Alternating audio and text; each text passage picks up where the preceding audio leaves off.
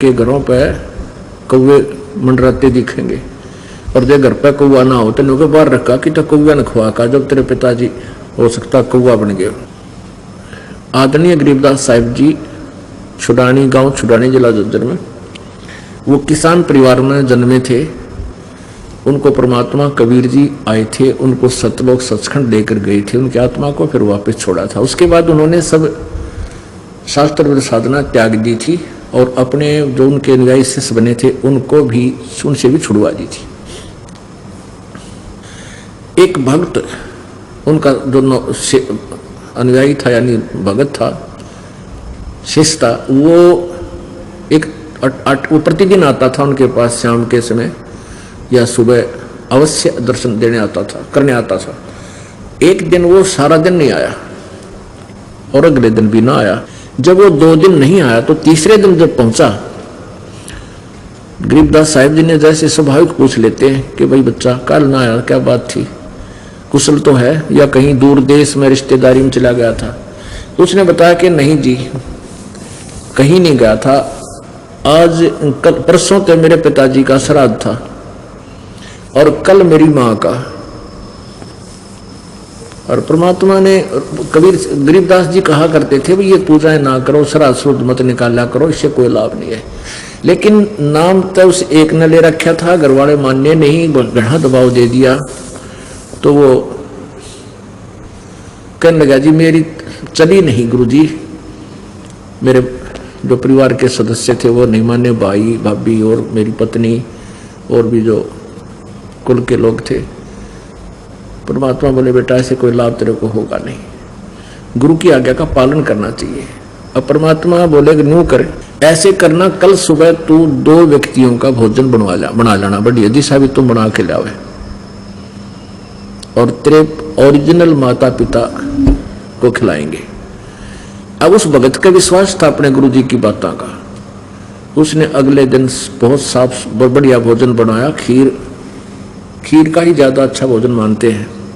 खीर बनवाई, रोटी बनवाई और सब्जी ले आया गुरु जी के पास। परमात्मा गरीबदास जी बोले चल, वो भी किसान था, उनके खेतों में एक छोटी सी जोड़ी तलैया थी, छोटा सा तालाब जलाशय सब वहां होता था। पहले गांव में खेतों में छोटे छोटे तालाब बना लेते थे कुछ क्षेत्र में, फिर दूसरे क्षेत्र में छोटा सा तालाब बना लेते थे। वर्षा का पानी वहां इकट्ठा हो जाता था, फिर सारे उसमें वर्ष में उससे अपने खेतों में पशुओं को पानी पिलाते थे।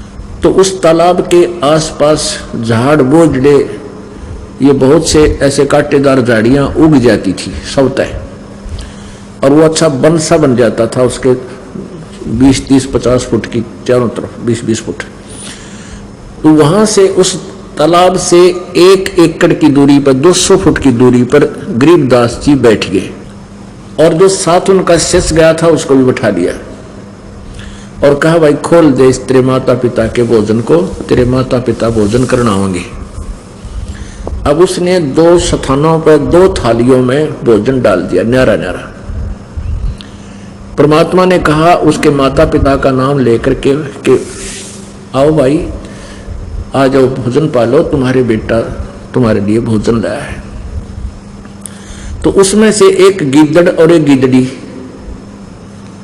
वो 2 निकल कर आए उस बोझड़ा में थे, उन झुंडों में से निकल कर आए और आकर के दोनों जने एक एक थाली में खाना खाने लगे।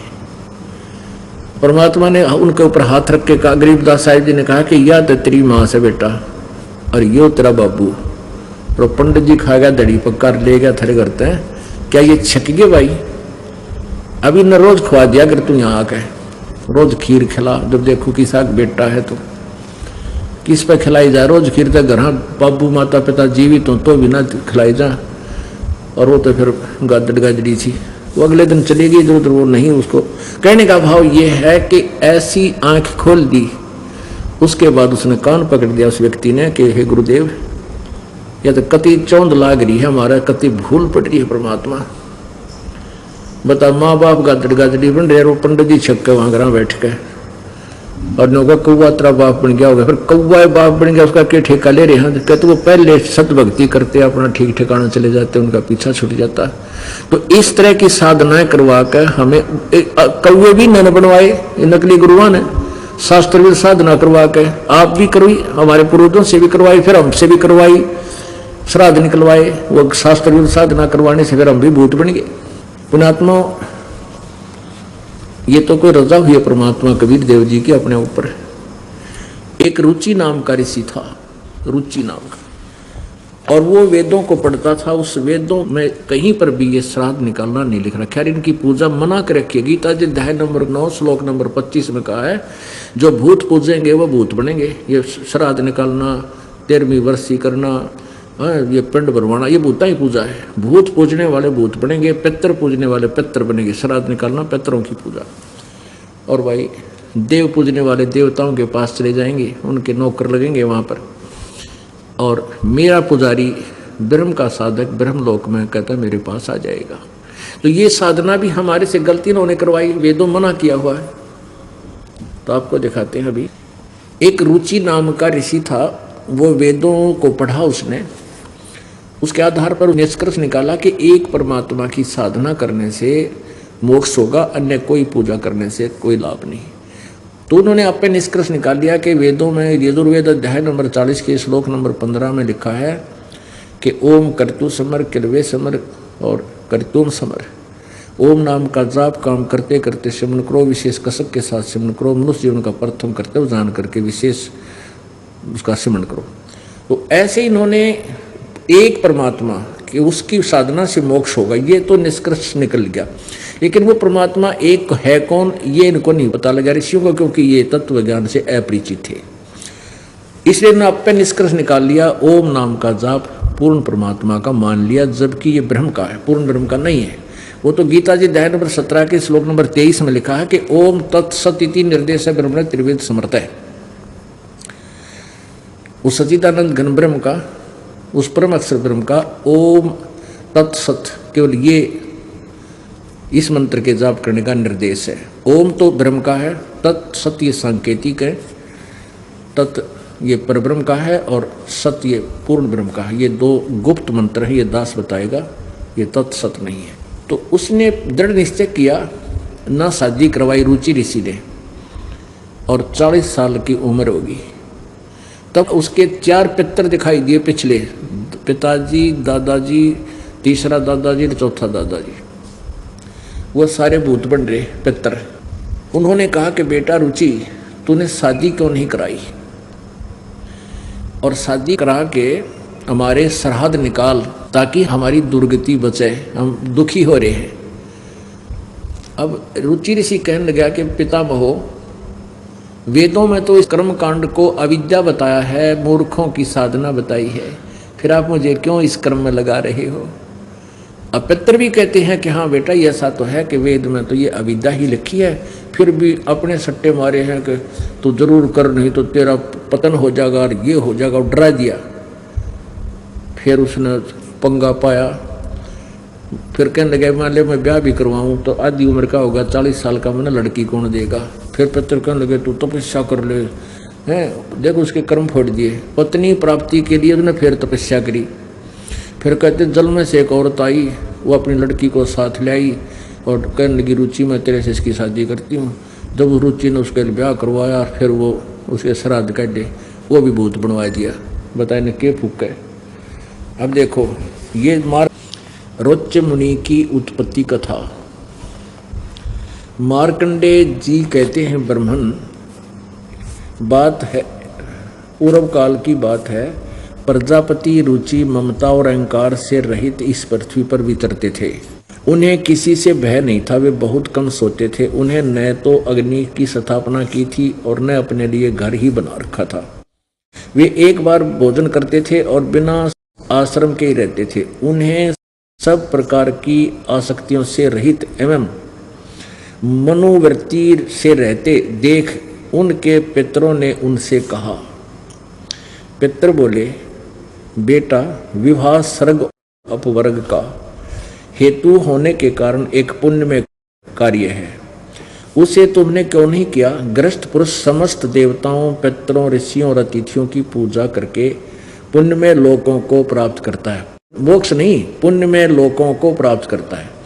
वह सभा के उच्चारण से देवताओं को सवधा, शब्द से पितरों को तथा अन्नदान, बलि, वैश्वदेव आदि से भूत आदि प्राणियों तथा अतिथियों को उनका भाग समर्पित करता। बेटा, हम ऐसा मानते हैं कि गृहस्थ आश्रम को स्वीकार न करने पर तुम्हें इस जीवन में कलेश पर कलेश उठाना पड़ेगा और मृत्यु के बाद और दूसरे जन्म में भी कलेश ही भोगने पड़ेंगे। रुचि ने कहा, पितरगण, परिग्रह मात्र ही अत्यंत दुख एवं पाप का कारण होता है तथा उससे मनुष्य की अधोगति होती है। यही सोचकर मैंने पहले स्त्री संग्रह नहीं किया। मन और इंद्रियों को नियंत्रण में रखकर जो यह आत्म संयम किया जाता है वह भी परिग्रह करने पर मोक्ष का साधक नहीं होता। ममता रूप कीचड़ में सना हुआ होने पर भी यह आत्मा तो परिग्रह शून्य चित्तवर्ती जल से प्रतिदिन धोया जाता है। यह श्रेष्ठ प्रयत्न है। जितेंद्रिय विद्वानों को चाहिए कि वे अनेक जन्मों द्वारा संचित कर्म रूपी पंख में सने हुए आत्मा को सदा सदसना रूपी जल में आसना रूपी जल में प्रक्षालन करें। ये क्या कह रहा है कि ये पितर तो न्यू कहे इसने बड़ो है कि ब्याह नहीं करवाया था तू पाप का भागी हो जाएगा, ये पुण्य में कर्म है और तेरा आगे भी कलेश होगा, रिब्बी भी कलेश बिना ब्याह के। और यूँ रुचि ठीक कह रहा है कि ब्याह है सबसे बड़ा कलेश है। इसको यदि आप मेरी प्रेरणा कर रहे हैं और परमात्मा पाने के लिए तो इन सभी विकारों से उल्टा हटकर ही साधना की जाती है, जैसे इसने अपने विचार बताए। और फिर पितर क्या कहते हैं देखिए, इनका उद्देश्य यही था कि इसने भी फंसावा। पितर बोले, बेटा, जितेंद्रिय होकर आत्मा का प्रक्षालन करना उचित ही है, किंतु तुम जिस पर चल रहे हो वह मोक्ष मार्ग है। किंतु बता, पितर भी कहे कि बेटा, जितेंद्रिय होकर आत्मा का प्रक्षालन करना उचित ही है, किंतु तुम जिस मार्ग पर चल रहे हो वह मोक्ष मार्ग है, यानी तेरा कल्याण हो जाएगा इससे तो। किंतु फल इच्छा रहित दान और शुभाशुभ उपभोग से भी पूर्वकृत अशुभ कर्म दूर होते हैं। इसी प्रकार आगे देखो, पूर्व जन्म में किया हुआ मानव का शुभ अशुभ कर्म सुख दुख में भोगों के रूप में प्रतिदिन भोग कर ही अक्षीण होता है। अब यहाँ तक ये कह रहे हैं कि उससे भी शुभ पूर्वकृत अशुभ कर्म दूर होता है, और यहाँ तुरंत कह रहे हैं कि पूर्व जन्म में किया हुआ मानव का शुभ अशुभ कर्म सुख और दुख में भोगों के रूप में प्रतिदिन भोगने पर ही अक्षीण होता है। यानी यहाँ तो ये कह रहे हैं कि तू जो हम बताओ ऐसे कर लेगा तो तेरा अशुभ कर्म दूर होता है। और ये यहाँ नो कहे हैं पूर्व जन्म में जिसा किया है उसको तो भोगने से ही, यानी सुख भी भोगने से खत्म होगा और दुख भी भोगने से ही खत्म होगा। रुचि ने पूछा, पितामहो, वेद में कर्म मार्ग को अविद्या कहा गया है, फिर क्यों आप लोग मुझे उस मार्ग में लगाते हो? पितर बोले, यह सत्य है कि कर्म को अविद्या ही कहा गया है, इसमें तनिक भी मिथ्या नहीं है। फिर वो थोड़ा शर रह गया, जब तुम भी मानो। ये देखो इसके पितर, ये देखो ये पितर बना रखे चित्र भी, ये तीनों ब्राह्मण थे ऋषि। आप तक कर्म फोड़ गए इस बेटे ने फंसाने के लिए डरा दिया और फिर के वचन सुना दिए। ये बेचारा इनके कुछ संगत को असत्संग को सुनकर ये भी डगमग हो गया, जबकि ये ठीक विचार पर चल रहा था। आप पितर भी मान रहे हैं कि जो कर्म कांड है श्राद्ध आदि निकालने, ये है तो मूर्खों की पूजा। और रुचि ऋषि कह रहा है कि वेद में भी इसको अविद्या कहा है, मूर्खों का साधना बताइए। और पितर भी मान रहे हैं, कहा इसमें कोई दो राय नहीं है, और यह तो सच बात है। लेकिन फिर भी ऐसा है, पितर ये कर देते हैं, अरे आप भूखे मरे, पितर पता नहीं क्यों लाभ दे देंगे, टट्टू लाभ दोगे तो तुम्हें भूखे मरो। तो परमात्मा क्या बताते हैं, रे भोली सी दुनिया सतगुरु बिन कैसे सरिया, रे भोली सी दुनिया सतगुरु बिन कैसे सरिया।